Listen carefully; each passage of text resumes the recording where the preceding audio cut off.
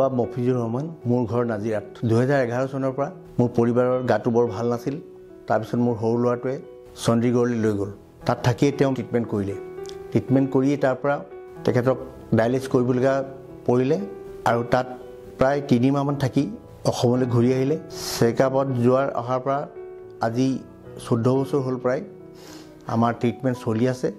ইয়াৰ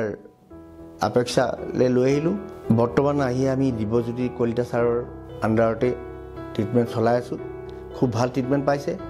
মই তেখেতৰ দীৰ্ঘায়ু কামনা কৰিলোঁ ৰাইজ মই নাজিৰা বাখী এগৰাকী পেচেণ্ট হওঁ ছাৰ মই আজি 11-12 বছৰতকৈ বেছি হ'ল মই এই ৰোগত ভুগি মই যেনেকৈ জীৱন যাপন কৰিছোঁ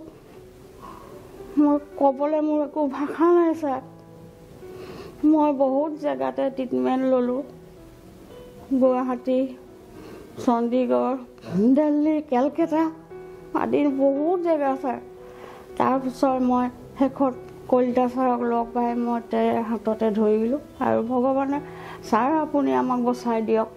মোক বচাই দিয়ক আৰু বহুত পেচেণ্টকে আপুনি বচাওক বুলি কৈ তেওঁৰ হাত দুখনতে মই ধৰিলোঁ ছাৰ আৰু তেতিয়াৰ পৰাই মই আজি এতিয়া এইখিনি অৱস্থা পাইছোঁহি